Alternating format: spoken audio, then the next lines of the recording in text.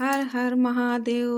दोस्तों, आपका स्वागत है मेरे चैनल भक्ति यूनिक वर्ल्ड में। और मैं आपको शिव पुराण में सुनाने जा रही हूँ कि साधक संस्कार और मंत्र महात्म्य का वर्णन। उपमन्यु कहते हैं, यदुनंदन, अब मैं साधक संस्कार और मंत्र महात्म्य का वर्णन करूंगा। इस बात की सूचना मैं पहले दे चुका हूँ। पूर्ववत मंडल में कलश पर स्थापित महादेव जी की पूजा करने के पश्चात हवन करें। फिर नंगे सिर शिष्य को उस मंडल के पास भूमि पर बिठावें। पूर्णाहुति होम पर्यंत सब कार्य पूर्वत करके मूल मंत्र से 100 आहुतियां दें। श्रेष्ठ गुरु कलशों से मूल मंत्र के उच्चारण पूर्वक तर्पण करके संदीपन कर्म करें। फिर क्रमशः पूर्वोक्त कर्मों का संपादन करके अभिषेक करें।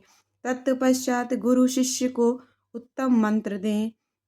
वहाँ विद्योपदेशांत इस सब कार्य विस्तार पूर्वक संपादित करके पुष्प युक्त जल से शिष्य के हाथ पर शैवी विद्या को समर्पित करें और इस प्रकार कहें, तवैहि कामुष्मि कयो सर्वासिद्धि फल प्रदा भवत्वेश महामंत्रा प्रसादात परमेष्ठिना।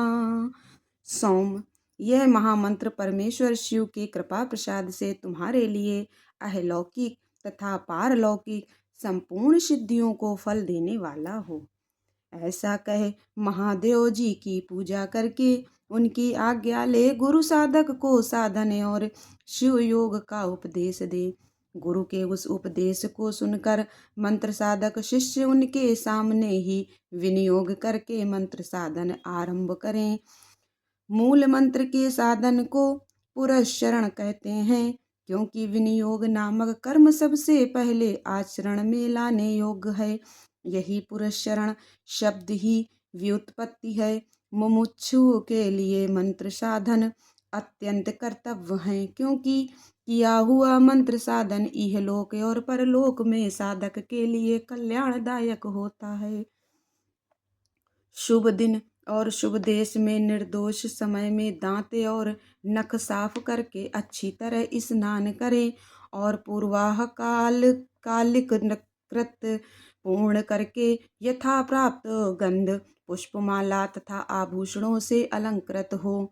सिर पर पगड़ी रख दुपट्टा ओढ़ पूर्णता श्वेत वस्त्र धारण कर देवालय में, घर में या और किसी पवित्र तथा मनोहर देश में पहले से अभ्यास में लाए गए सुखासन से बैठकर शिव शास्त्रोक्त पद्धति के अनुसार अपने शरीर को शिव रूप बनाएं।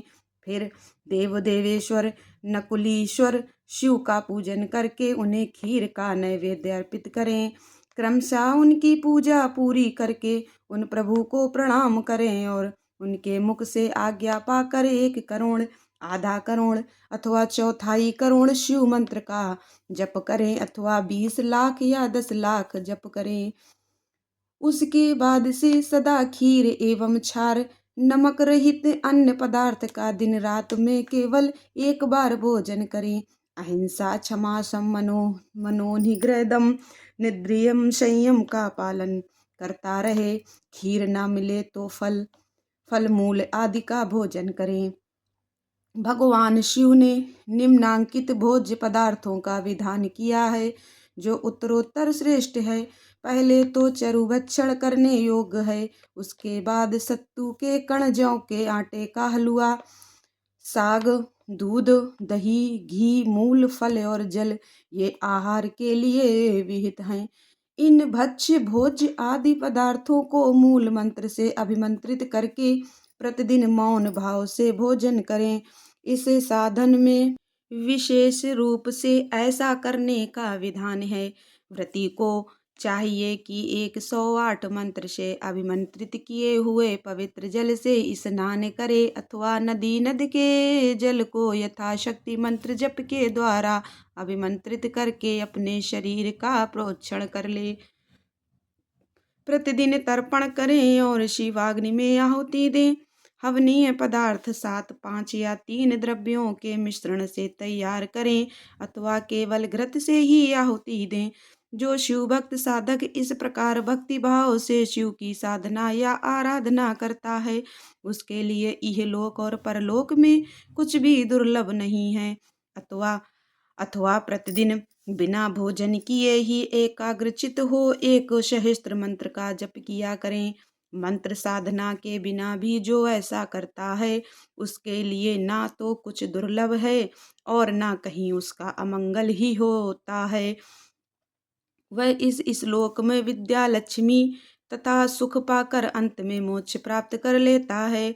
साधन विनियोग तथा नित्य नैमित्तिक कर्म में क्रमशः जल से, मंत्र से और भस्म से भी स्नान करके पवित्र शिखा बांधकर यज्ञोपवीत धारण कर कुश की पवित्री हाथ में ले ललाट में त्रिपुंड लगाकर रुद्राक्ष की माला लिए पंचाक्षर मंत्र का जप करना चाहिए। हर हर महादेव। दोस्तों, कृपया मेरे चैनल को लाइक एंड सब्सक्राइब जरूर करें। हर हर महादेव दोस्तों।